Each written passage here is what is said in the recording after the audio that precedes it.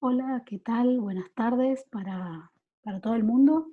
Estamos en una nueva clase de introducción a la biotecnología y en el día de hoy vamos a hablar un poquito de lo que son los sistemas de expresión de proteínas recombinantes para obtener proteínas recombinantes y en particular vamos a hablar de cómo se logra la expresión de proteínas recombinantes en sistemas procariotas, o sea, utilizando bacterias como hospedador. La clase pasada hablamos un poco de cómo era todo el mecanismo de clonado eh, para tener un plásmido conteniendo un gen, todo este proceso de ingeniería genética y ADN recombinante, podríamos decir que comenzó aproximadamente en el año 1974, que fue cuando se publicó un trabajo fundacional que describía el clonado del ADN ribosomal de Xenopus, que es un anfibio, en Escherichia coli. En ese trabajo describían cómo el ADN ribosomal de Xenopus, luego de ser clivado por enzimas de restricción, era purificado y ligado en un plásmido, el plásmido PSC101, y tanto el inserto como el plásmido eran ligados, combinados, ¿sí? Para obtener un plásmido recombinante donde el gen del ribosomal del ADN se podía transcribir en otra especie, ¿sí? En este caso estamos hablando de un ARN ribosomal, o sea que no es un gen que codifica para una proteína, sino para un RNA ribosomal, pero en esta bacteria, que fue la primera con un DNA híbrido entre procariota y eucariota, se podía replicar, ¿sí?, el plásmido recombinante, que esto hoy por hoy parece una obviedad, pero en su momento no se sabía, y también se observó que se podía transcribir en Escherichia coli el RNA ribosomal de Xenopus. Entonces, de esta manera comenzó la era de la ingeniería genética, ¿sí? Y con ella lo que conocemos hoy como biotecnología, que es el uso de organismos vivos o sus partes para crear em, productos y procesos útiles para el ser humano. Eh, la biotecnología moderna sí o sí está ligada íntimamente con todo lo que es la tecnología del ADN recombinante, y en 1976, ¿sí?, solo 2 años después de lo que les contaba de Xenopus, se fundó la primera compañía biotecnológica en Genentech, en San Francisco, formada por un investigador, ¿sí?, y un hombre de negocios. En 1982, esta compañía, ya asociada con Eli Lilly, produjo el primer fármaco recombinante eh, que fue puesto en venta en el mercado, que fue la insulina humana y que había sido producida en Escherichia coli. Desde ese momento hasta el día de hoy, un montón de otros productos eh, han sido producidos por medio de la tecnología del ADN recombinante y podemos decir que estamos en una etapa biotecnológica eh, plena en esta época. ¿Qué son las proteínas recombinantes? Que es de lo que vamos a hablar hoy. Son proteínas que son producidas a partir de un ADN recombinante, ¿sí?, entre dos especies, en un organismo heterólogo que le va a servir de huésped. O sea, la proteína de un organismo es producida en otro organismo que le sirve de huésped. ¿Cuál es el objetivo de producir proteínas recombinantes? Los usos son múltiples, ¿sí? Hay proteínas recombinantes que son fármacos, como anticuerpos, ¿sí?, hormonas, potenciadores del sistema inmune, factores de la coagulación. Otras proteínas recombinantes se utilizan para realizar diagnósticos, ya sea como antígenos, ¿sí?, que van a capturar anticuerpos en los sueros de pacientes para brindar un diagnóstico serológico, o anticuerpos que también son producidos de manera recombinante, que se van a utilizar en ensayos de ELISA, ya lo vamos a ver más adelante. Estos anticuerpos y estos antígenos también se pueden utilizar en otras técnicas diagnósticas como Western blot, tiras de flujo lateral o lateral flow, o tiras reactivas, como quieran llamarlos. Eh, Proteínas recombinantes son también utilizadas hoy en día como vacunas. Las vacunas a subunidades, como por ejemplo la vacuna de hepatitis B y HPV, son vacunas que utilizan proteínas de estos patógenos, del virus de la hepatitis B o del HPV, para generar una respuesta protectiva en las personas inmunizadas o vacunadas. Las proteínas recombinantes también son sumamente útiles como herramientas en la investigación. Si, por ejemplo, queremos estudiar la función, la estructura o la interacción de una proteína de un determinado organismo, podemos expresar esta de manera heteróloga, tener grandes cantidades de estas proteínas de manera pura y en su conformación nativa que nos van a permitir realizar muchos estudios. Por otro lado, eh, un tipo de proteínas que son las enzimas, también son muy utilizadas para procesos industriales y por supuesto también se expresan de manera recombinante, por ejemplo, lipasas para detergentes, quimiosina para el queso, para el procesamiento de la comida. ¿Cuál es la ventaja de expresar las proteínas de manera heteróloga? Por un lado, su fácil producción, por otro lado, esta producción es escalable y fundamentalmente es que no es necesario purificarlas a partir de sus fuentes naturales. Si pensamos en la insulina, ¿sí?, que les comentaba recién, que fue el primer producto biotecnológico como forma de proteína recombinante, anteriormente esta era purificada, ¿sí?, para tratar a pacientes con diabetes a partir del hígado de cerdo. Entonces, este era un proceso mucho más extenso, tedioso, costoso y, por supuesto, tenía mucho menor rendimiento que el hecho de purificar proteínas recombinantes, producir y purificar proteínas recombinantes. Bueno, ¿en qué organismos se producen estas proteínas recombinantes? Como ven en este gráfico que les muestro acá, eh, hoy por hoy, o en realidad este gráfico está tomado de un trabajo publicado en el año 2009, así que ya es viejito. En este momento, eh, el 39% de las proteínas recombinantes que se producían en cultivos de células de mamíferos, ¿sí? O sea que se utilizaban células de mamífero crecidas in vitro como células hospedadoras para producir las proteínas recombinantes. En segundo lugar, el organismo más utilizado como huésped o hospedador para producir proteínas heterólogas es la bacteria, nuestra amiga Escherichia coli, ¿sí? En contraposición con las células de mamíferos, ustedes saben que Escherichia coli es un organismo procariota, no eucariota, y tiene, por supuesto, sus limitaciones. También tiene muchísimas ventajas al ser un organismo muchísimo más sencillo de manipular y, por supuesto, más barato. Muchas proteínas recombinantes también son producidas en un eucariota unicelular, que es una levadura que se llama Saccharomyces cerevisiae, y también tenemos producción sobre todo de anticuerpos por hibridomas, que dentro de unas clases vamos a ver bien qué son, y algunas otras proteínas se producen en células de insectos o en animales transgénicos. Entonces, las proteínas recombinantes y sus sistemas de expresión, ¿sí? Ya vamos a ver que hay distintos factores que contribuyen a tener un sistema de expresión. Uno de los factores que tenemos que considerar en el sistema de expresión es el organismo en el cual se va a expresar la proteína recombinante.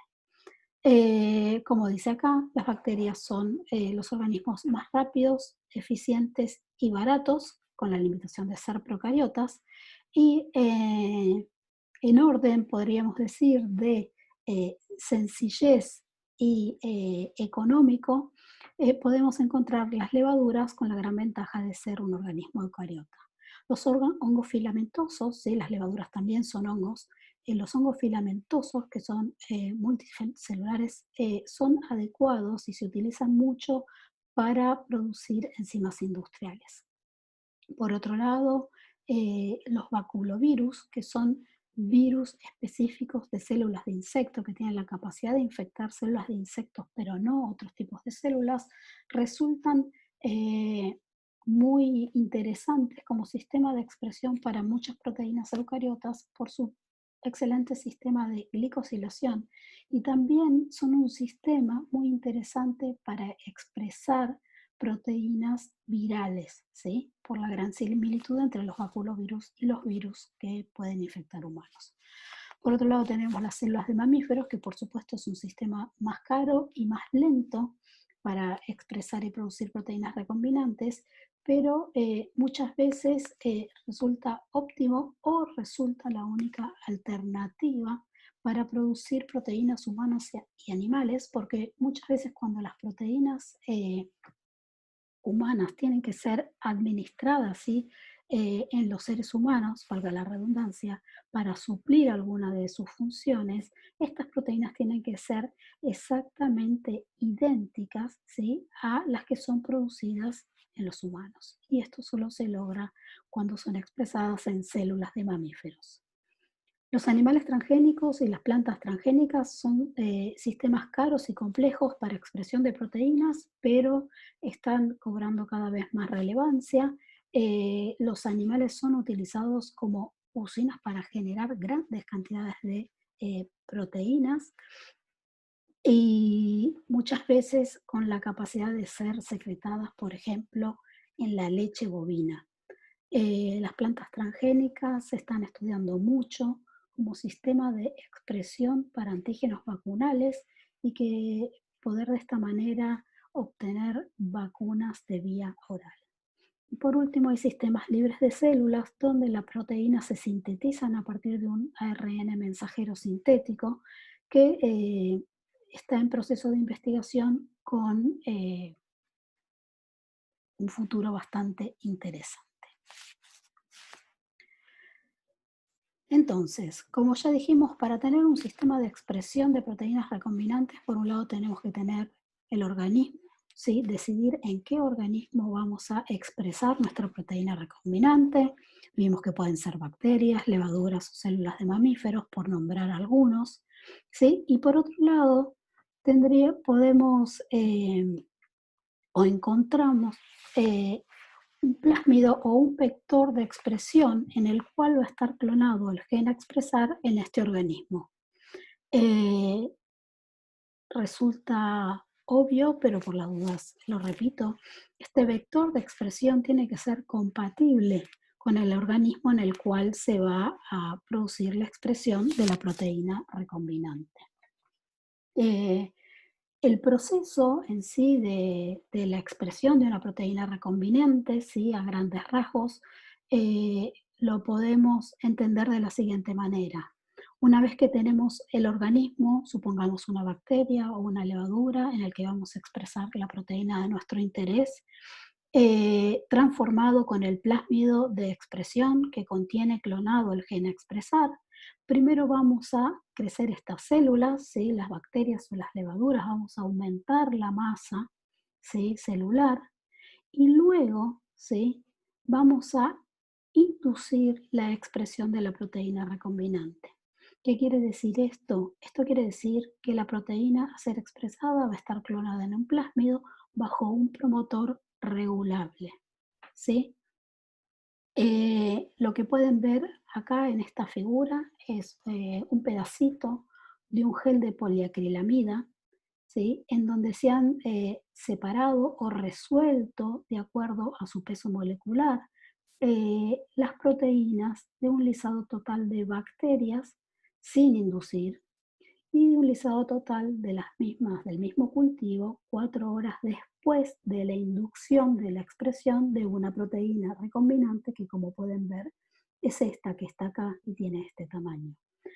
Los geles de poliacrilamida podríamos pensarlos como Una analogía a los geles que ya conocen de agarosas, ¿sí? La poliacrilamida también es un polímero que se intercruza para formar poros de un determinado tamaño.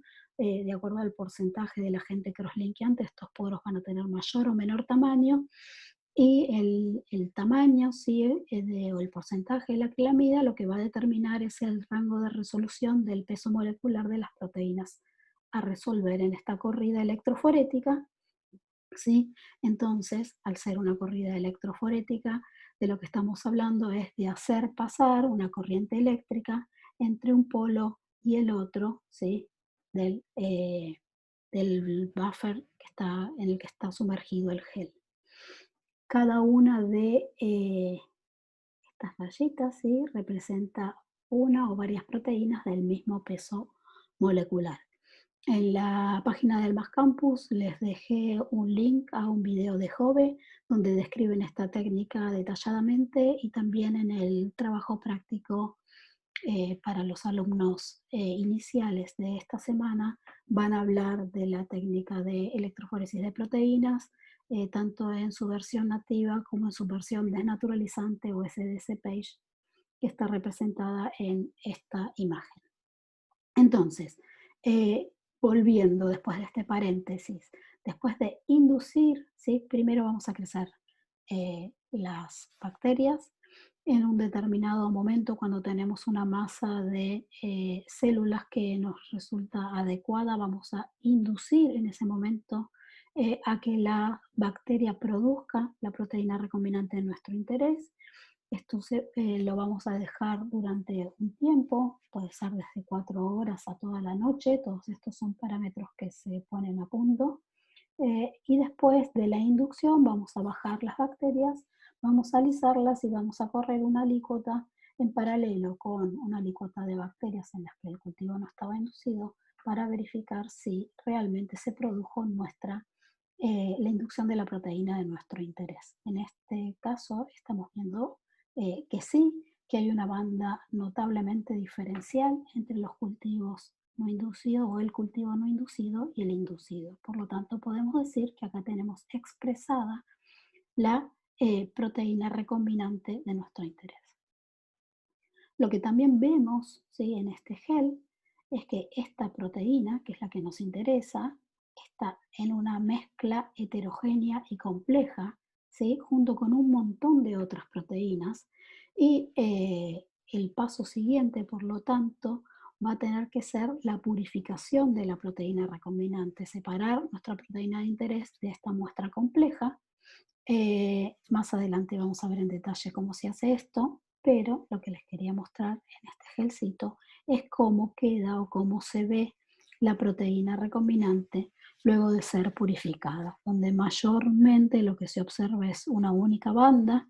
Estas banditas que están acá más abajo pueden ser productos de degradación, y en función de la utilidad, ¿sí?, o el objetivo de la expresión de nuestra proteína recombinante, es que vamos a tomar la determinación de decidir si este grado de impureza o degradación de las proteínas es aceptable, o si tendremos que hacer pasos posteriores de purificación. Entonces, para obtener la proteína recombinante, lo que tenemos que tener es un plásmido de expresión conteniendo el gen expresado. La clase pasada habíamos hablado de cómo realizábamos el clonado inicial, ¿sí?, de un gen de interés, cómo lo identificábamos y cómo lo aislábamos. Por ejemplo, a partir de cDNA, mediante PCR amplificábamos el cDNA del gen de interés a clonar, y lo clonábamos en un vector entre dos sitios de restricción de enzimas con las cuales había sido cortado también el vector de clonado. También dijimos que verificábamos que este inserto estuviera clonado de manera correcta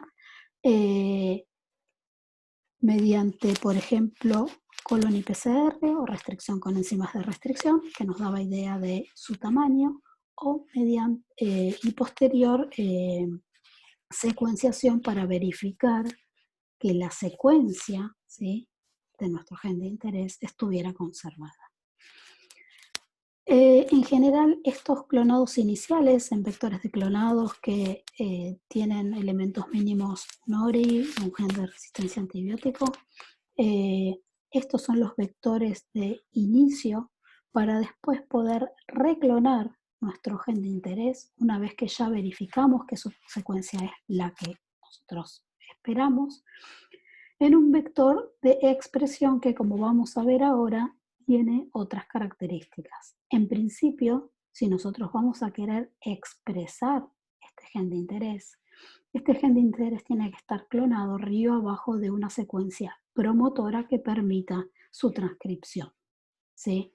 Este vector también va a tener que tener un origen de replicación y una resistencia a antibióticos, ya que va a ser expresado en un sistema bacteriano. Una vez que hemos reclonado el gen de interés en este vector de expresión, lo que vamos a tener que hacer es transformar, ¿sí?, este vector ahora recombinante que tiene el inserto ligado. Y ya que lo que nosotros tuvimos que hacer para producir esta ligación es liberar desde nuestro primer o vector de clonado, ¿sí?, o vector de partida, plásmido inicial, lo cortamos con las enzimas de restricción que nos van a liberar este inserto, purificamos este inserto, este vector de expresión también fue cortado con las mismas enzimas de restricción y pusimos a ligar este inserto con este vector de expresión. Lo que tenemos que hacer ahora es transformar bacterias, Escherichia coli, que nos permitan seleccionar y escrinear las colonias que contengan este nuevo vector de expresión con el inserto ligado. ¿Cómo vamos a hacer esto? Lo vamos a hacer o purificando el plásmido y digiriendo con enzimas de restricción, o también lo vamos a poder hacer por colony PCR y vamos a ver si a mí me sale lo que les quiero dibujar. Es para nosotros chequear que el gen de interés se clonó dentro de este vector, vamos a utilizar generalmente un primer para colony PCR que esté sobre el vector y otro primer enfrentado que esté sobre el inserto. En general buscamos un primer sobre la región más 3' o más cerca del extremo carboxy terminal de la proteína que vamos a expresar, para de esta manera amplificar un fragmento, no veo el cursor, que incluya parte de nuestro inserto y parte del vector. Esto se hace así porque muchas veces tenemos la posibilidad de que este inserto, en vez de entrar en esta dirección, se clone en la dirección opuesta, por ejemplo, así, ¿sí? Estando la región cercana al promotor, siendo la región cercana al promotor la región 3' del gen y la región donde estaría el ATG la más alejada al promotor. O sea, tendríamos clonado nuestro inserto antisentido y esto es algo que queremos evitar. Entonces, por esto, al utilizar un primer que esté sobre el vector y un primer sobre el extremo más 5' del gen de interés, nos garantizamos de verificar tanto la presencia del inserto como la orientación del mismo. Una vez que verificamos en esta cepa que el inserto estaba clonado y en la orientación correcta, vamos a purificar el plásmido. Para esto, perdón, se utilizan cepas de E. coli que no están optimizadas para expresión de proteínas, sino que están optimizadas para tener una alta eficiencia de transformación, para seleccionar los productos de las ligaciones y para producir ADN plasmídico libre de contaminantes. Entonces, una vez que hayamos purificado el ADN plasmídico a partir de esta cepa, ahora sí vamos a transformar la cepa de Escherichia coli que vamos a utilizar como vector de expresión o como huésped, ¿sí? U organismo de expresión de nuestra proteína recombinante.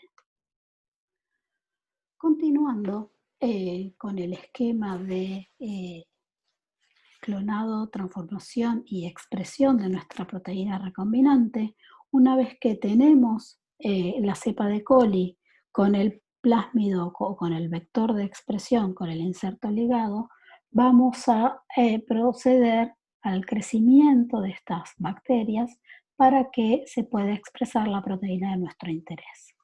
Pero antes, quisiera focalizar en saber y en recalcar cuáles son los elementos que tiene que tener un plásmido de expresión, en este caso procariota. Como ya dijimos, marcado acá con el número 1, este plásmido va a tener que tener un promotor, ¿sí? Que permita la transcripción del gen que esté clonado río abajo del mismo. Además de tener un promotor, generalmente en esta región promotora también va a haber elementos regulatorios que permitan que este promotor sea inducible. ¿Qué quiere decir esto?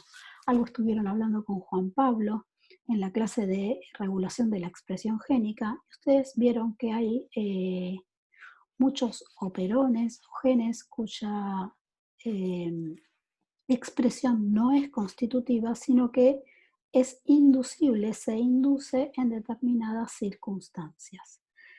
Para el caso de la expresión de una proteína recombinante, a nosotros nos interesa poder tener el control de cuándo se va a producir la expresión de nuestra proteína, porque también sepan que al estar esta clonada en un plásmido, al tener el plásmido múltiples números de copias, la bacteria, la replicación de este plásmido y la expresión de la proteína recombinante le va a consumir o le va a requerir un gasto metabólico muy importante a la bacteria. Por lo tanto, es de interés poder regular, ¿sí?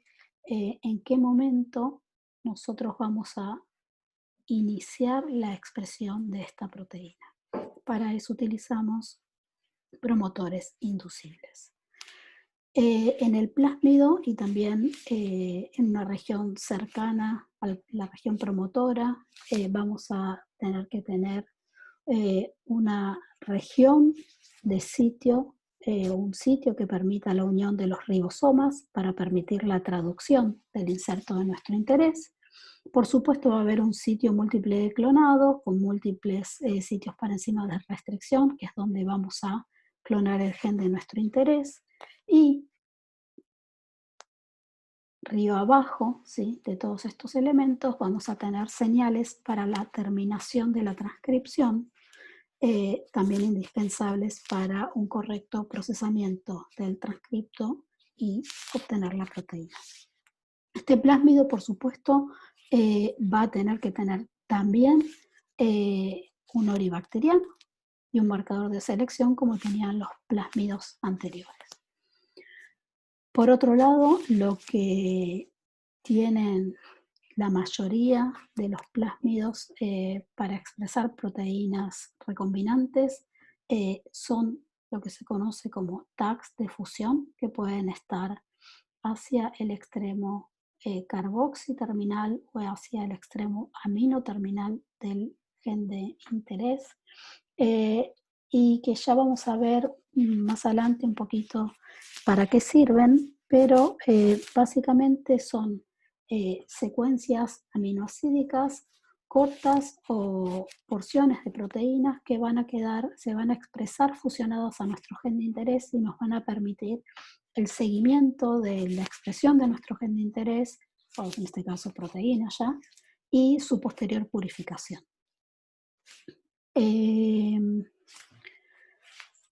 Vamos a empezar hablando del sistema de expresión en bacterias porque es el sistema más rápido, simple, eficiente y económico.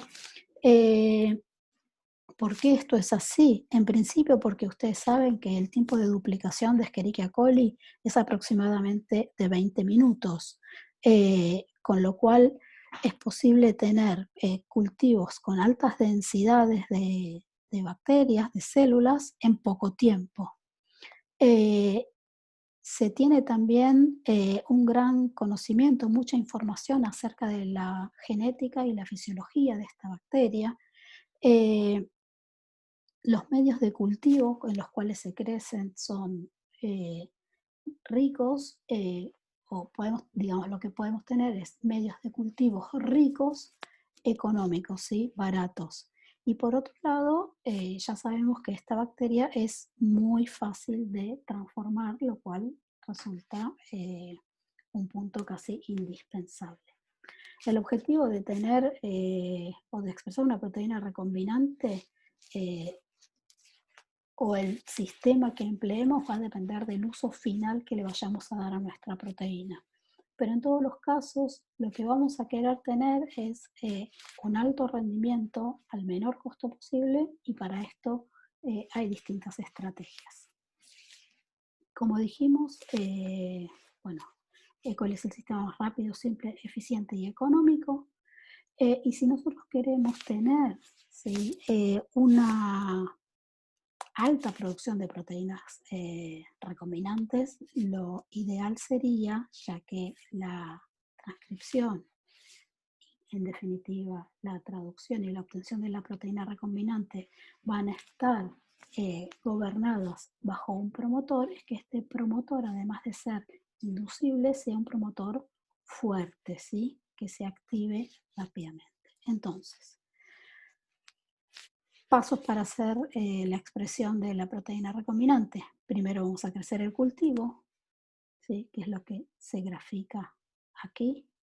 OD 600 significa densidad óptica en un espectrofotómetro a 600 nanómetros, y vemos que esta curva representa la curva de crecimiento, ¿sí?, del cultivo, de las bacterias, y cuando esta densidad llega a 0,6, a un valor de 0,6, le adicionamos IPTG, que en este caso va a actuar como el inductor del promotor, ¿sí?, va a desreprimir el sistema y va a permitir la expresión de nuestra proteína recombinante.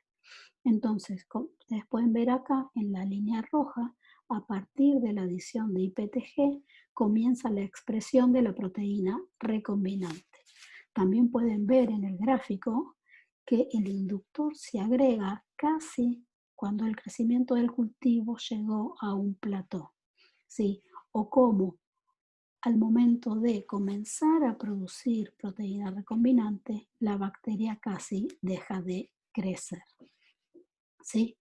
Eh, Acá de vuelta les muestro cómo se vería un lisado bacteriano antes de la inducción y cómo vemos, ¿sí?, un lisado de las mismas bacterias 4 horas después de la inducción, de la expresión de esta proteína recombinante. Entonces, vamos a ver un poquito en detalle, a modo de ejemplo, cómo funciona un promotor inducible, ¿sí?, por IPTG, que es el análogo de la lactosa y cuyo funcionamiento en parte se asemeja a lo que vieron con Juan Pablo hace un par de clases. No se asusten con este esquema, vamos a tratar de explicarlo de la manera más clara posible. Este rectángulo grande celeste, violeta, representa la célula en la que vamos a realizar la expresión de nuestro gen de interés. Es una bacteria Escherichia coli. Como vemos acá, este es el plásmido en el cual está clonado nuestro gen de interés, se llama PET, es un plásmido muy común, y este gen de interés está clonado arriba abajo del promotor de T7. ¿Qué quiere decir T7 promoter? Quiere decir que es un promotor que se transcribe por medio de la T7 RNA polimerasa. Este promotor, ¿sí?, está regulado, ¿sí? O está reprimido por el producto del gen LAC-I, ¿sí? Como habían visto en la regulación de la expresión del operador LAC. Entonces, en un estado basal, ¿sí?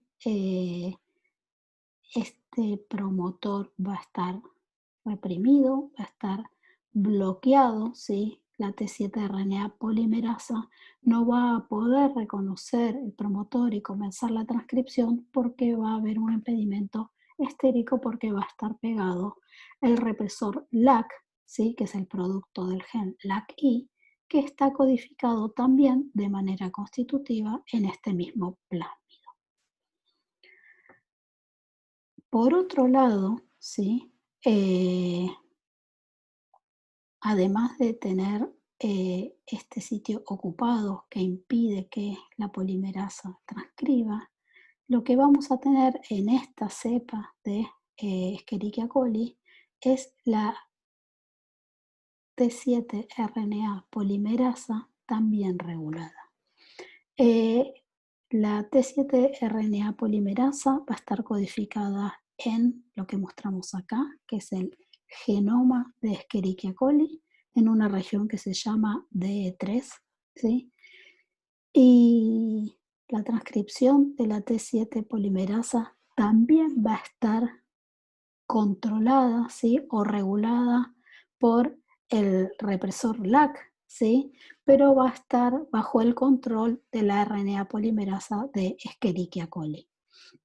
Entonces, en el genoma de coli tenemos el gen de la T7-RNA polimerasa bajo el promotor LAC, ¿sí? Y por otro lado también tenemos en el genoma de coli una copia del gen LAC-I que va a producir de manera constitutiva el represor que va a impedir que T7 se transcriba, ¿sí? Toda esta situación que les cuento es en ausencia de IPTG o en ausencia de lactosa.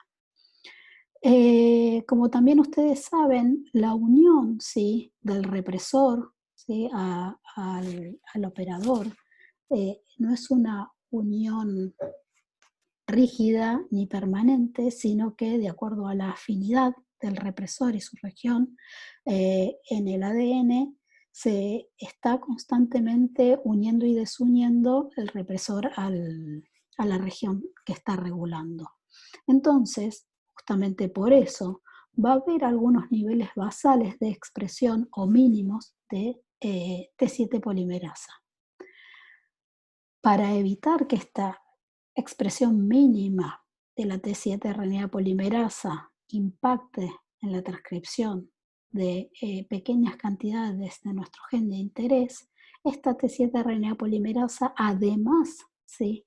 Está regulada negativamente por la T7 lisosima, la lisosima de T7, que la mantiene inactiva al estar unida a la T7 polimerasa. Esta lisosima de T7 está codificada por otro plásmido que también está contenido en esta bacteria.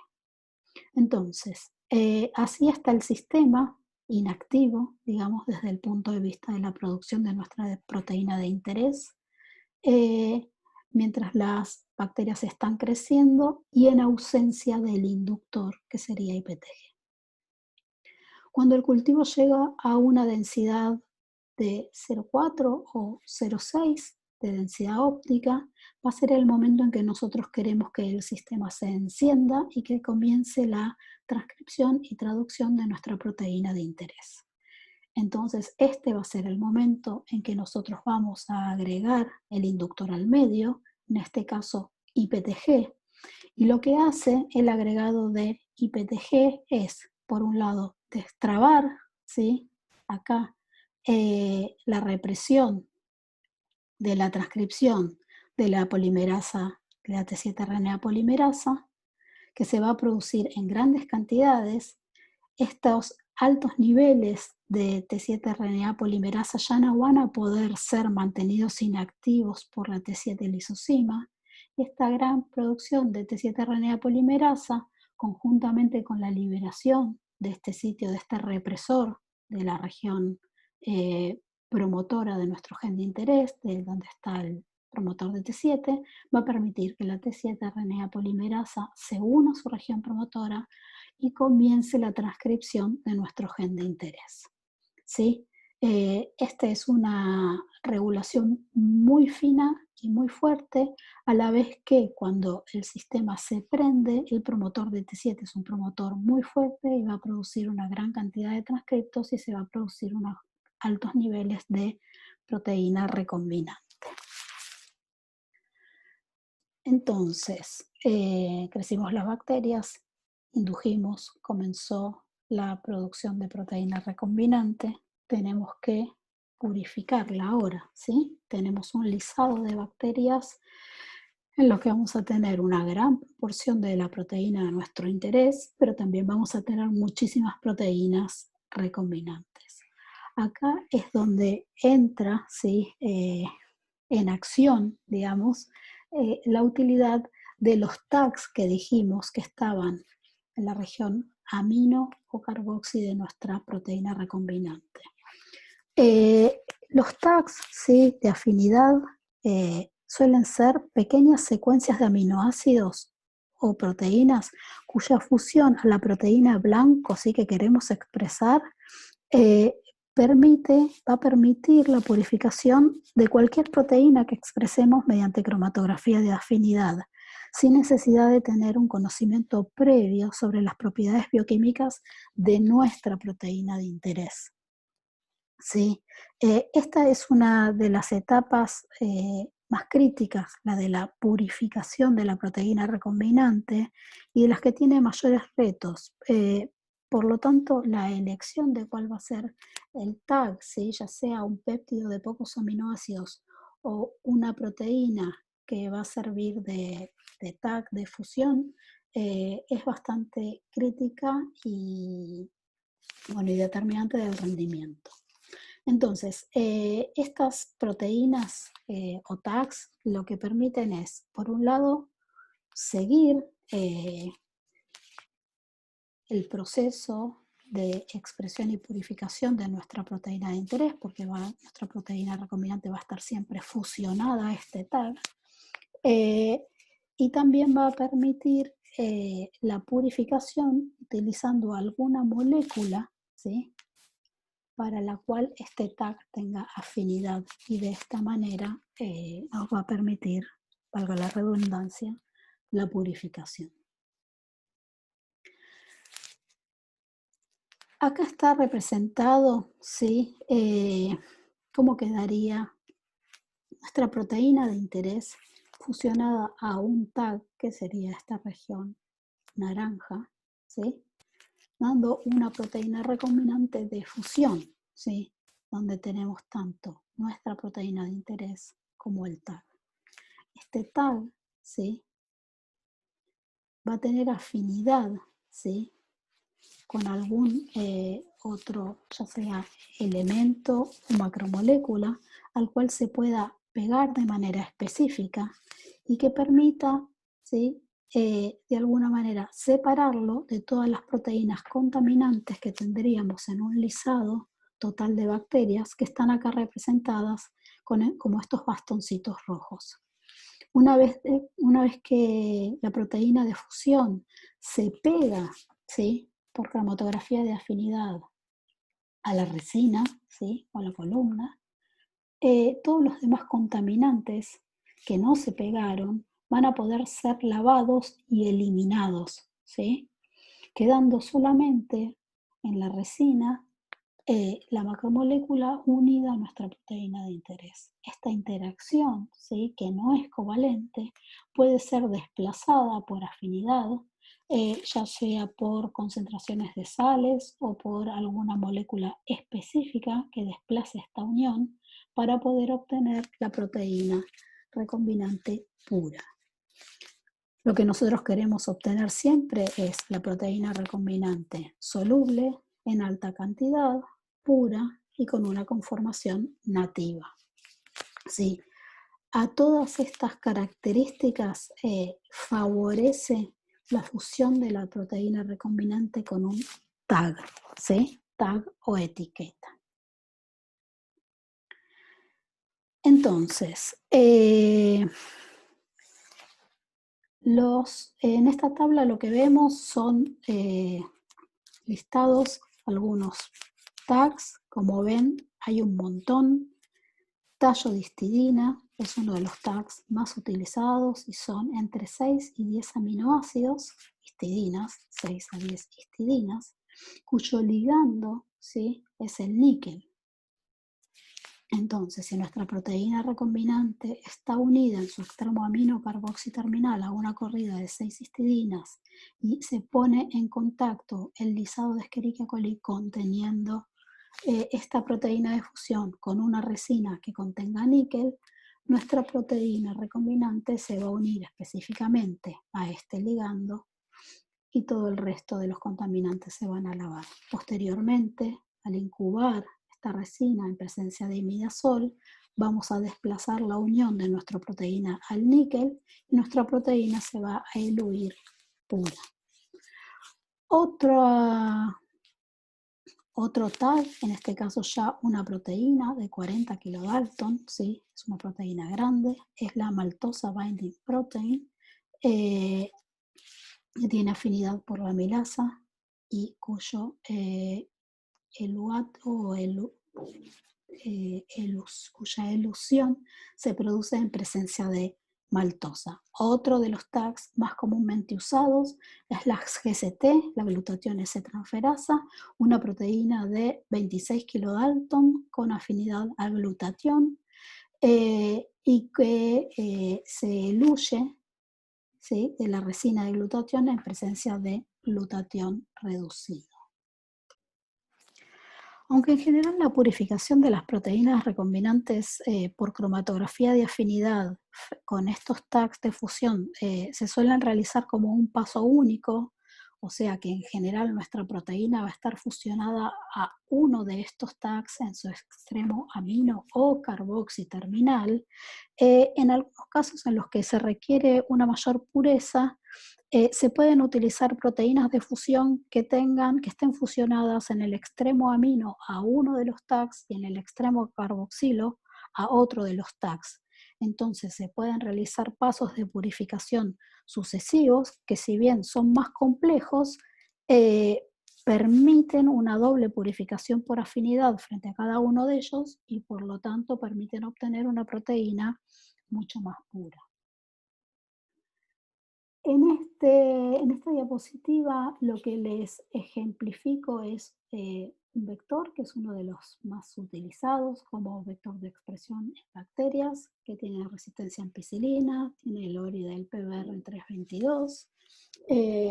Acá ven que está codificado el gen LACI-Q, ¿sí? Tiene el promotor de T7, o sea que y es inducible también por IPTG. Y este es el sitio de clonado, múltiple de clonado, donde ven sitios para la enzima BAMH1, EcoR1, SMA, SAL1, SO1, NOTN1. En cualquiera de estos sitios vamos a poder clonar nuestra proteína de interés. Y como ven acá, ¿sí?, río arriba, entre el promotor y el sitio múltiple de clonado, está el gen de la glutatión S-transferasa que va a quedar fusionada a nuestro gen de interés. Este vector tiene también, o estos vectores, porque como verán son varios con pequeñas variaciones, tienen la particularidad de tener también entre la glutatión S-transferasa y el sitio múltiple de clonado, donde quedará inserto nuestro gen de interés, una región que, como pueden ver acá, dice precisión proteasa. Es un sitio para el clivaje por proteasas. Entonces, este sitio, ¿sí?, susceptible de ser clivado por proteasas, lo que va a permitir es separar, para un lado, la proteína de nuestro interés y para el otro, la glutatión S-transferasa. O sea que la GST o glutatión S-transferasa nos va a permitir purificar nuestra proteína, pero una vez logrado esto, nosotros vamos a poder, luego del tratamiento con una proteasa, quedarnos con nuestra proteína de interés recombinante pura, sin esa porción GCT. Entonces, como les decía, GCT es uno de los tags más utilizados y algunas de sus ventajas son, a pesar de su gran tamaño, es que incrementa muchísimo los niveles de expresión y de solubilidad de la proteína de fusión. Sin embargo, y justamente por su gran tamaño, muchas veces la GCT puede interferir con la función de la proteína. Como dije también cuando les mostraba la tabla anterior, la purificación de proteínas recombinantes con el tag de GCT se puede realizar mediante resinas de glutatión, pero también se puede realizar con anticuerpos anti-GCT. Mediante el sitio de clivaje, ya les comenté, GCT se puede separar y eliminar de la proteína de fusión. Y en general también una contra que tiene asociada a que GCT incrementa mucho los niveles de expresión es que este incremento en los niveles de expresión puede llevar a dar agregados de proteínas, porque por la velocidad con la que se produce la proteína recombinante, las chaperonas bacterianas no llegan a dar abasto a que todas las proteínas se plieguen de manera correcta, y esto puede dar lugar a la formación de agregados o cuerpos de inclusión insolubles, que es algo que quisiéramos evitar. Bueno, dicho esto del tag GCT, volvamos a nuestro ensayo para producir la proteína recombinante. Tenemos un cultivo con proteínas recombinantes inducidas. Vamos a centrifugar este cultivo para bajar las bacterias y eliminar el sobrenadante, que va a ser medio sin células. Y vamos a resuspender este pellet o sedimento en un buffer de lisis y lo vamos a sonicar con el objetivo de lisar las bacterias y liberar la proteína recombinante o las proteínas, los componentes totales de las bacterias para posteriormente purificar la proteína recombinante. Así es como se ve un lisado total de bacterias con una proteína recombinante expresada. Ya es la tercera vez que les muestro esta imagen, así que creo que la próxima vez que se las muestre, sin decirles nada y preguntarles simplemente qué es, van a poder decir que esta banda corresponde a una proteína recombinante expresada luego de la inducción. Y después de tener este lisado total, como en este lisado total hay muchos restos de polisacáridos, de ADN, de pared bacteriana, que nosotros no vamos a querer poner a interactuar en la cromatografía de afinidad para purificar la proteína, lo que tenemos que hacer con este lisado es centrifugarlo. Lo que nosotros buscamos, esperamos, queremos es que nuestra proteína de interés quede en esta fracción soluble en el sobrenadante, ¿sí? Queremos proteína recombinante, soluble y en conformación nativa. Lo que a veces puede suceder, como ya les dije, y muchas veces asociado al tag GCT, es que la proteína recombinante se agregue, se insolubilice y quede en cuerpos de inclusión.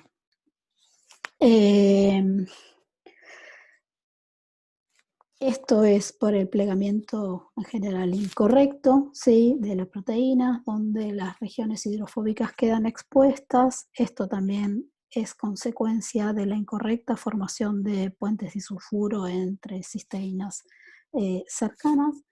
Y si esto sucediera, hay que optimizar el esquema de expresión para hacer que la proteína pase a estar en la fracción soluble. Esta es una inducción a 37 grados, este es el lisado total y fíjense lo que pasa después de centrifugar.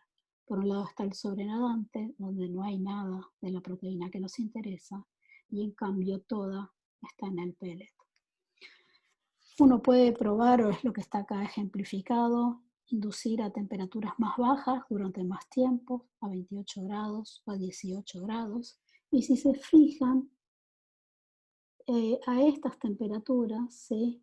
La proteína recombinante puede encontrarse parcialmente en el sobrenadante. lo mismo que acá. De todas formas, estas no serían condiciones óptimas para obtener la proteína recombinante en el sobrenadante, porque si bien queda soluble, lo que estamos viendo acá, que en el lisado total, tanto acá como acá, hay mucha menos producción de proteína recombinante que a 37 grados. En este caso particular, la solubilización de la proteína esta, ¿ves? Se logró agregando algunos compuestos en el medio de cultivo, como por ejemplo glicerol, que favorecieron la solubilización de la proteína para su posterior purificación. Entonces, una vez que tenemos la proteína lisada soluble, lo que vamos a hacer es realizar la cromatografía de afinidad. En general se utilizan columnas en las cuales está empaquetada la resina, en este caso una resina de glutatión, que sabemos que tiene afinidad por la GST. Entonces, nuestro lisado de bacterias está en un buffer que se llama binding buffer o buffer de pegado, y esta resina de glutatión primero se equilibra, ¿sí? O sea, se lava con el mismo buffer. Estas columnas tienen una entrada por la parte superior. El buffer puede pasar libremente entre la resina y finalmente eluir, ¿sí? Por la parte inferior de la misma. Una vez que la resina se lavó, se equilibró, lo que vamos a hacer es pasar por esta columna el lisado con nuestra proteína expresada y soluble, o sea, aplicamos la muestra, ¿sí? Que va a ir pasando por la resina, y vamos a colectar todo lo que pase de largo, digamos, el flow through, ¿sí? O percolado, que va a representar las proteínas del lisado que estaban en este lisado, distintas de GCT, que no interaccionaron con el glutatión y que siguieron de largo.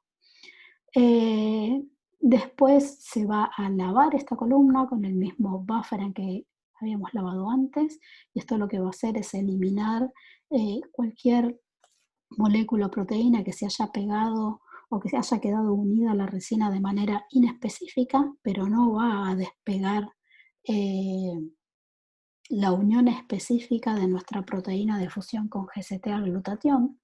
Y una vez de que en el percolado o en los lavados no aparezca ninguna proteína, vamos a comenzar a eluir, en este caso con glutatión reducido, nuestra proteína recombinante de fusión.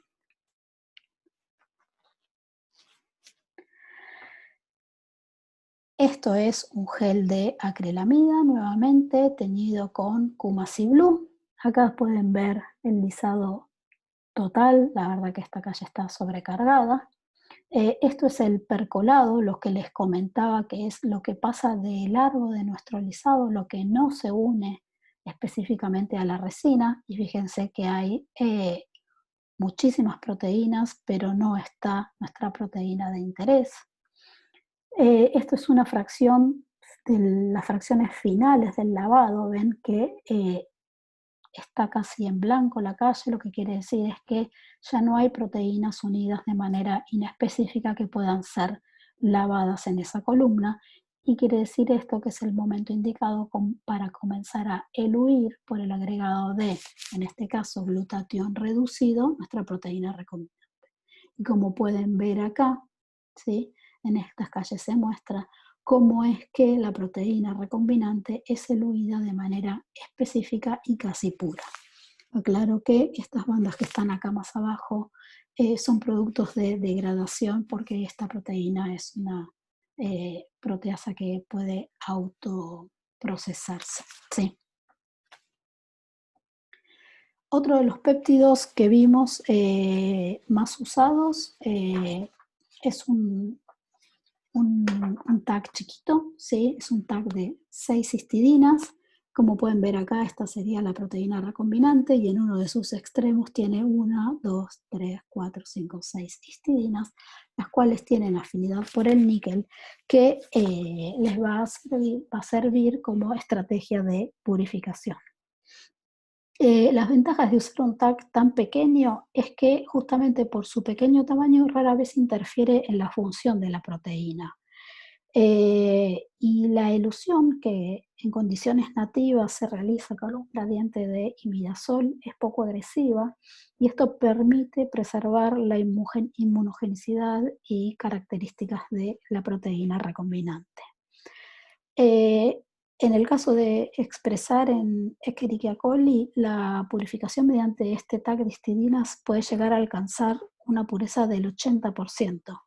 Sin embargo, a veces cuando se utilizan otros sistemas de expresión, por ejemplo en células de insectos con baculovirus o en células de mamíferos, eh, el tag de histidina no es tan conveniente, ya que hay un elevado porcentaje de residuos de histidina presente en las proteínas de estos sistemas. Entonces, la purificación no es tan eficiente. El tag de histidinas también resulta una alternativa interesante para ser usado como segundo tag en una proteína de fusión.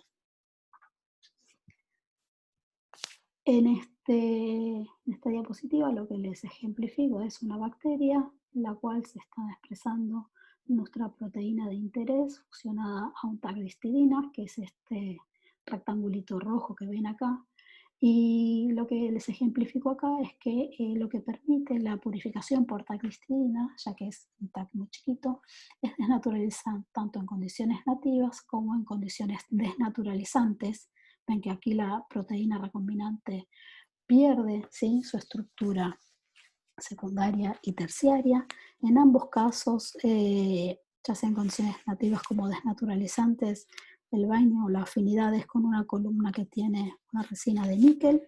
El lavado, ya sea por cambio de pH o por un gradiente de imidazol, permite eliminar las impurezas. Después la elusión se da aumentando la concentración de imidazol o bajando aún más el pH para desplazar la unión de la proteína con el tag de histidinas a la columna de níquel. Como les dije hace un ratito,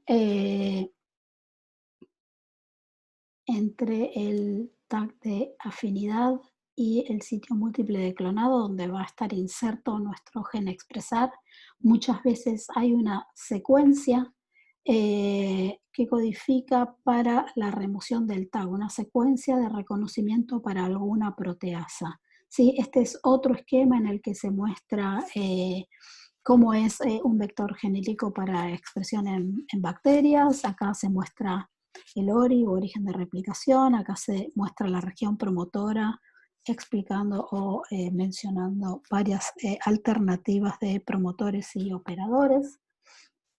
Acá se muestra la región donde estarían los tags de afinidad, ya sean peptídicos como poliarginina, FLAG, polihistidina, strep tag, o partners como proteínas de fusión, como MBP o como GCT, que les escribí hace un ratito.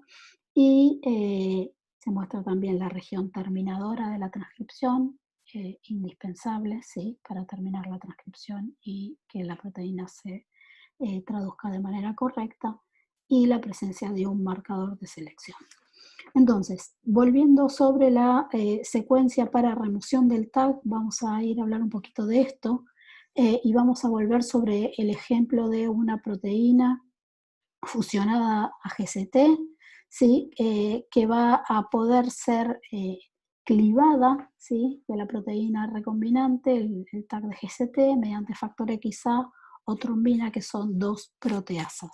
Entonces, ¿cómo sería un posible protocolo para realizar este procedimiento? Tendríamos un lisado celular con la proteína recombinante fusionada a GCT, que se va a agregar a una columna en la cual tenemos una resina de glutatión, ¿sí? molécula por la cual tiene afinidad la GCT.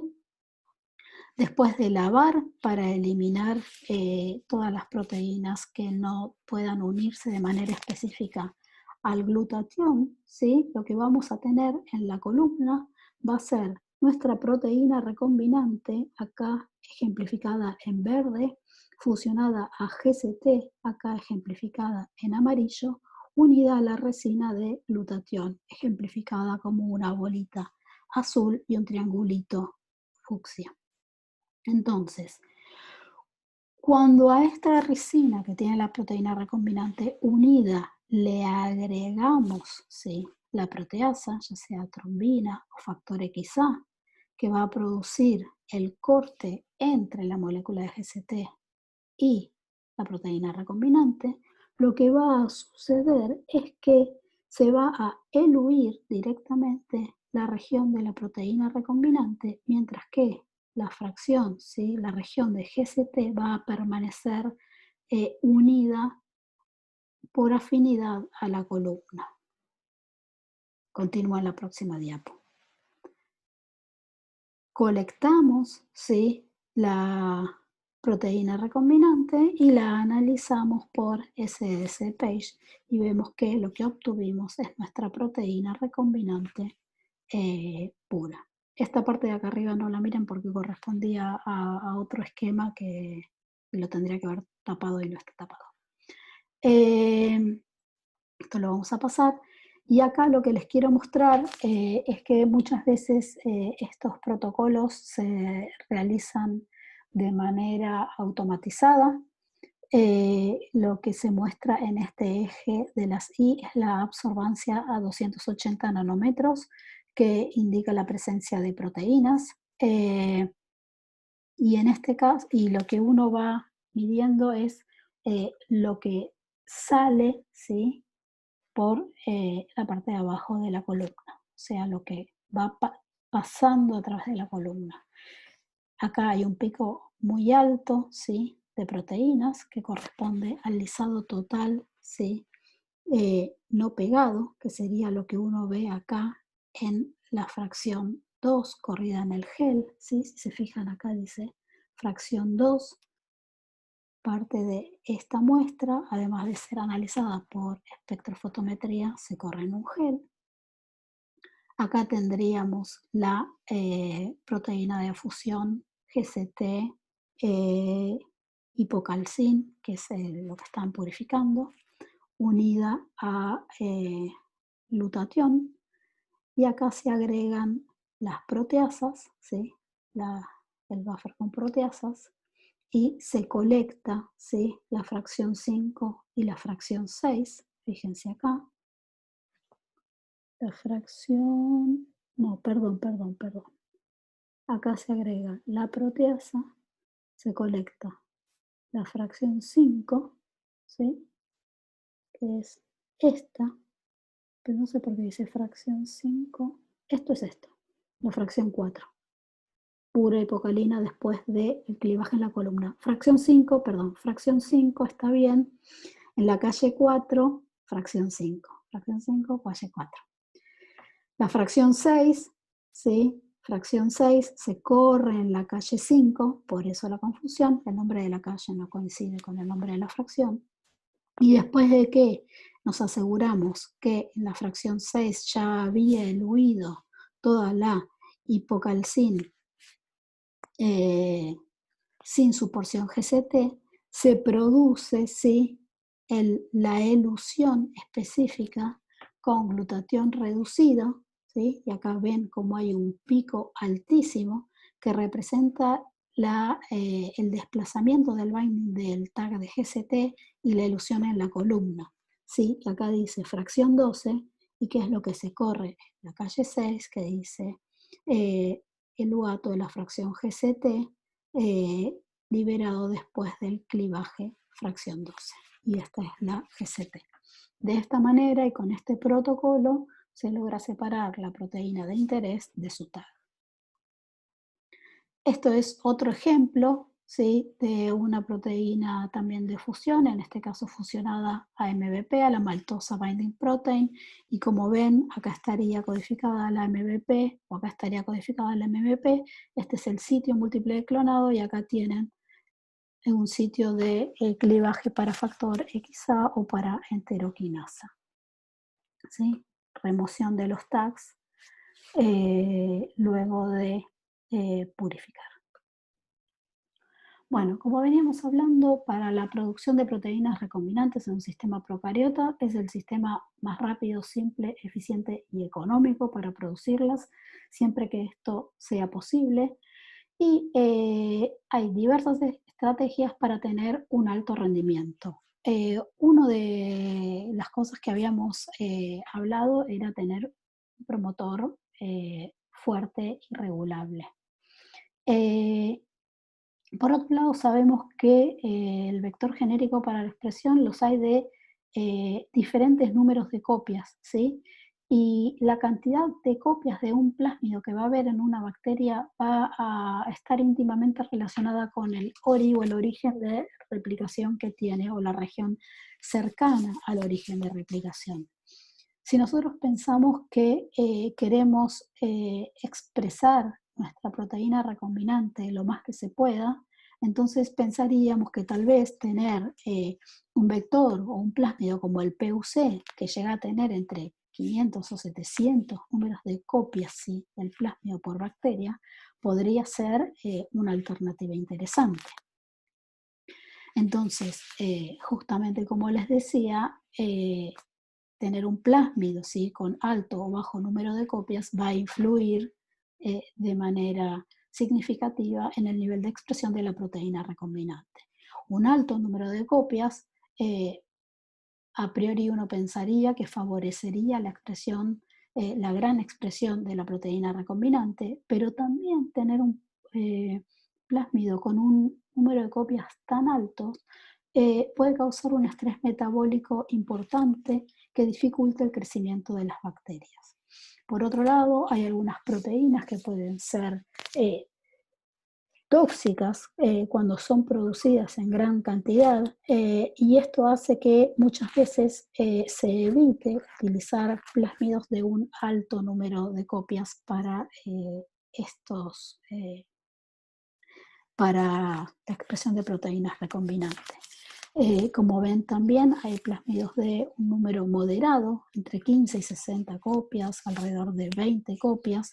Estos son los plásmidos PET, del que les hablé hace un ratito, describiendo el sistema de inducción de la expresión de la proteína recombinante, o plásmidos que tienen el origen de replicación, COLE1, son los plásmidos de la serie PQE, que son unos plásmidos muy utilizados que producen proteínas recombinantes fusionados a tags de histidinas.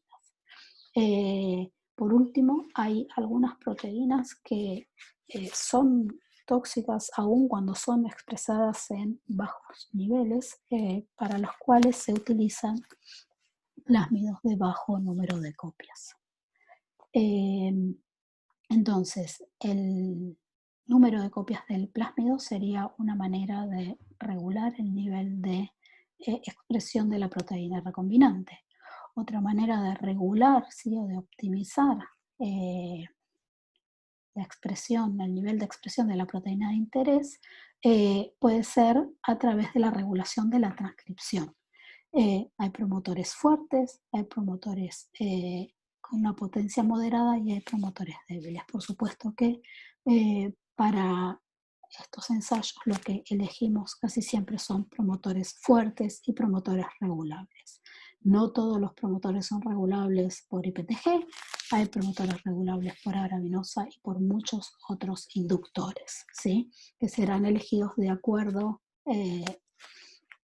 por un lado, al sistema con el que se cuente en el laboratorio o en el instituto, o por otro lado, de acuerdo a las necesidades de nuestro sistema de expresión. Otra manera de aumentar la La producción de la proteína recombinante es aumentar no ahora la regulación de la transcripción, sino ir al nivel siguiente y aumentar la eficiencia de la traducción. Por un lado, se puede para esto modificar las secuencias de las zonas de binding del ribosoma de manera tal de que ésta sea más efectiva. Por otro lado, ¿sí? Acá dice codones. ¿Y por qué dice codones? Sabemos que el uso de codones es distinto en los distintos organismos.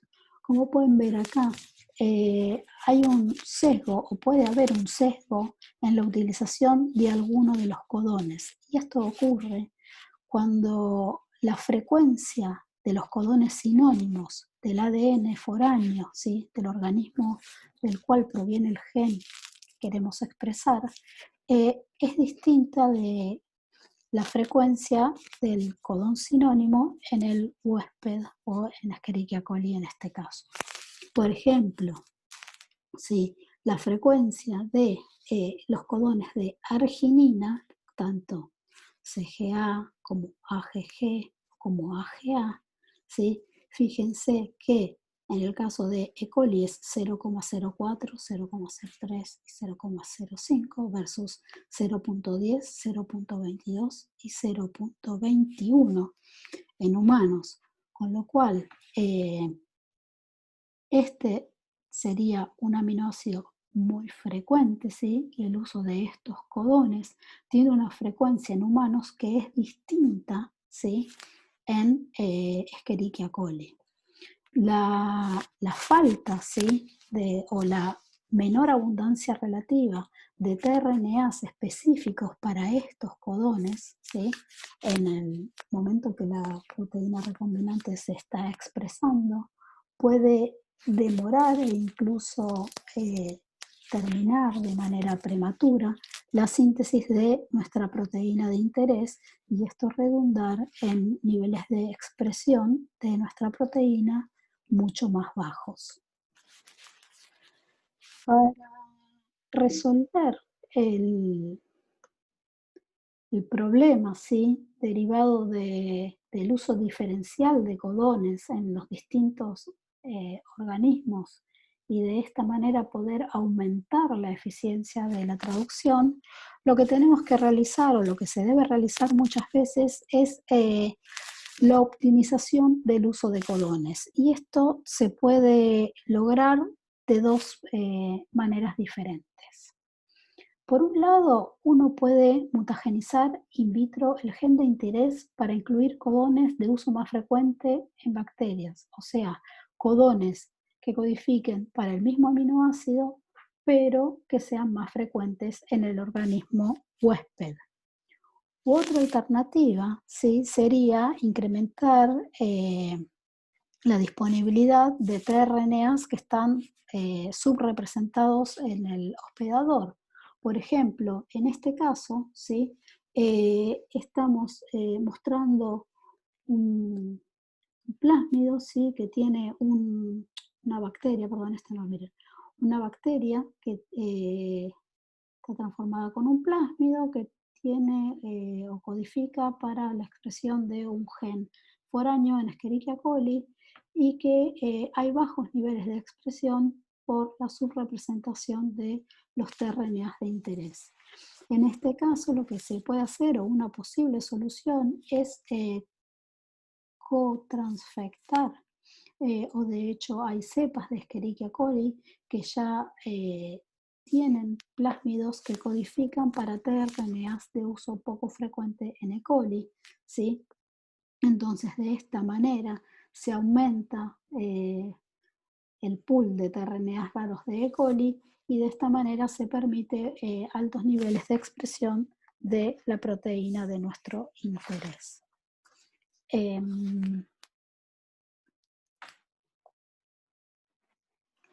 Eficiencia de la producción de proteínas de interés también se puede ver afectada por la estabilidad de las proteínas.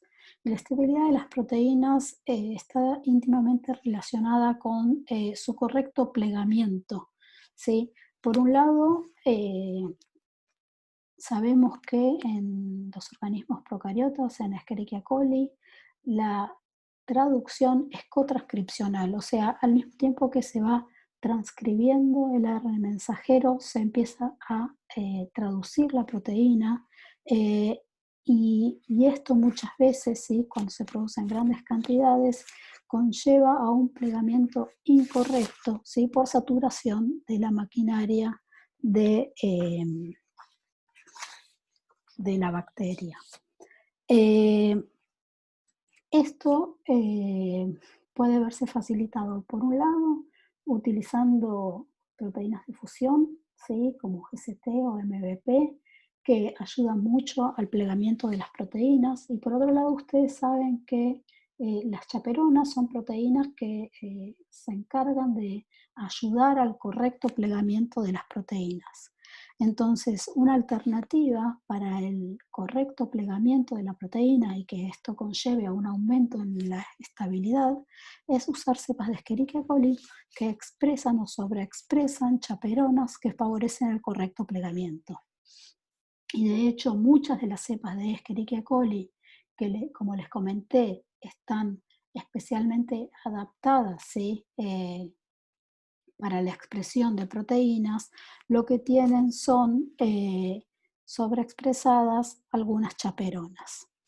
Eh, como dijimos también antes, la formación adecuada de los puentes disulfuro es indispensable para el correcto plegamiento y actividad de las proteínas. Y estos puentes disulfuro deben formarse entre las cisteínas que están cercadas en las proteínas plegadas. Cuando el plegamiento comienza a ser incorrecto, los puentes disulfuro se pueden formar de manera aberrante. A esto además hay que agregarle que en el citoplasma de Escherichia coli la formación de puentes disulfuro no sucede, sino que esto sucede en el periplasma. ¿Sí? Ustedes saben que Escherichia coli es una bacteria gram negativa que tiene una doble membrana interna y externa, ¿sí? Y que entre estos dos compartimientos vamos a tener el espacio periplasmático. Ahí es donde están las enzimas que catalizan esta reacción, la creación de puentes disulfuro. Entonces, una de las alternativas para aumentar, ¿sí?, la estabilidad de las proteínas es colocarles o agregarles, ¿sí?, un péptido señal que dirija su secreción hacia el espacio periplasmático y ahí se podrían generar los puentes disulfuros de manera adecuadas. Muchas cepas de E. coli también sobreexpresan las proteínas formadoras o isomerasas de puentes disulfuro que favorecen este proceso. Por otro lado, otro factor que favorece la estabilidad de la proteína o que evita la degradación es la presencia de determinados aminoácidos en el extremo aminoterminal. En un ejemplo clásico que se estudia, se ha visto que, por ejemplo, la expresión de la beta-galactosidasa eh, o la beta-galactosidasa que se sobreexpresaba en Escherichia coli tenía una vida media muy corta, pero que la adición de o metionina, o serina, o alanina, un único aminoácido en su extremo amino terminal, modificaba su vida media aumentándola a más de 20 horas. Entonces, como les estaba diciendo, para aumentar la estabilidad proteica es indispensable que la proteína tenga un folding o plegamiento adecuado. El citoplasma de Escherichia coli es un ambiente reductor, más las altas cantidades de proteína recombinante que se suelen producir pueden repercutir en el mal plegamiento, en el agregado proteico, en la formación de agregados proteicos y en proteínas insolubles. Por otro lado, las proteínas de ESB, que son las que se encargan de formar los puentes disulfuro entre cisteínas cercanas, están en el periplasma. Entonces, ¿cuál sería una alternativa en el caso en que veamos que nuestra proteína recombinante se está obteniendo mal plegada o es insoluble? Es agregar un péptido en el extremo amino terminal que dirija a las proteínas o al medio o al periplasma. En este ejemplo que les muestro acá, se intentaba expresar el gen de la interleuquina 2 fusionado al MVP juntamente con un péptido señal que se suponía que dirigía la proteína al espacio periplasmático, pero lo que se veía era que esto no sucedía. Si además del péptido señal de MVP se agregaba la maltosa binding protein, la proteína, sí, además de su péptido señal, y un péptido linker que ligaba a la MVP, a la interleuquina 2, sí se producía la secreción de la interleuquina 2 fusionada a la MVP al espacio periplasmático.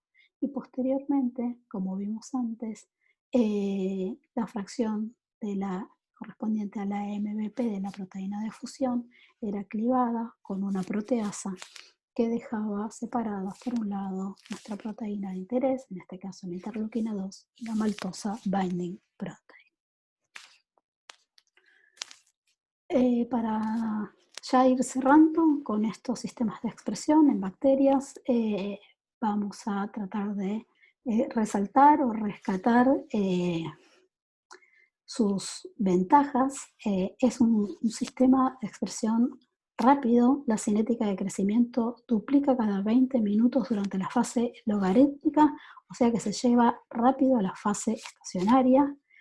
Las bacterias pueden crecer en alta densidad celular y esto puede incrementarse con pequeños cambios en el medio. Los medios de cultivo son simples y son baratos, las técnicas de transformación son muy eficientes y la genética de Escherichia coli es muy conocida. Se dispone de una amplia cantidad de cepas que están optimizadas para la expresión de proteínas y se dispone de una gran variedad de herramientas moleculares representada en distintos tipos de vectores, promotores, diversidad de tags para la purificación de proteínas, cassette de resistencia, mutantes, etc.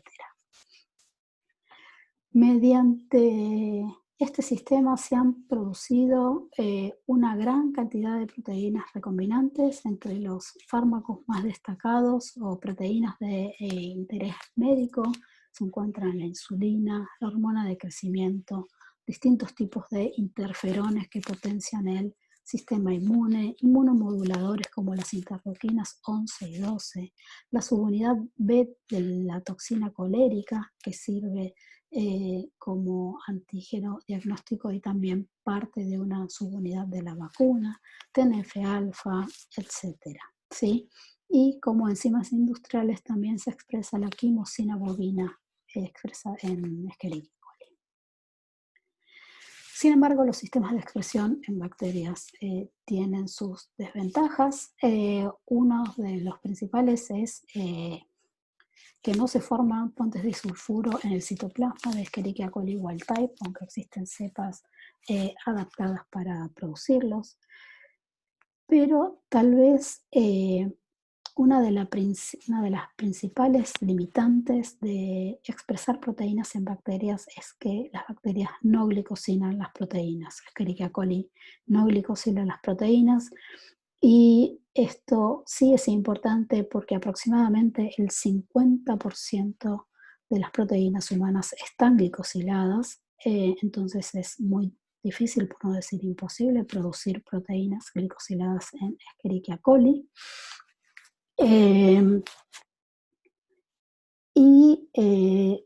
Casi la totalidad de las proteínas de secreción, ¿sí? Como las relacionadas en toda la respuesta inmune y anticuerpos, son proteínas glicosiladas, ¿sí? Por otro lado, las proteínas eucariotas sobreexpresadas en Escherichia coli frecuentemente forman agregados insolubles, que son lo que conocemos como cuerpos de inclusión, Con lo cual muchas veces uno intenta en principio expresar alguna proteína en bacteria y tiene que cambiarse de sistema a expresar en sistemas eucariotas para poder lograr el objetivo. Esto lo vamos a ver en la próxima clase.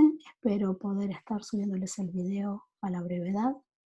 Les dejo acá un resumen acerca de las etapas para la producción de la proteína recombinante, que incluye el clonado inicial, identificación y aislamiento de un gen en un vector de entrada, el reclonado de la secuencia de interés en el vector de expresión, la transformación del organismo de interés, el crecimiento de este microorganismo, la producción de la proteína recombinante, en escala de laboratorio, después la producción, purificación y evaluación de la calidad, algo de lo que no les hablé en esta clase de la proteína. Y posteriormente, en general, hay que escalar el proceso de producción, ¿sí? Creciendo en bioreactores, en cultivos con mucho mayor volumen y todo automatizado para poder purificar la proteína a gran escala y realizar ensayos de actividad. Esto es algo que creo que es importante que ustedes sepan y cómo es la estructura mínima de un vector genérico para expresión en bacterias eh, y cuál es la función o la implicancia en este proceso de cada uno de estos elementos. Eh, Básicamente el origen de replicación, la resistencia a antibióticos, el sitio de clonado múltiple, la región promotora y operadora y el sitio terminador de la transcripción, el RBS, los tags de afinidad y las regiones de clivaje. Este es el clivaje y esta sería la bibliografía. Nos estamos viendo en breve, espero que se haya entendido y si no, bueno, todas las dudas que tengan las vamos a despejar muy pronto. Bueno, muchas gracias y hasta la próxima.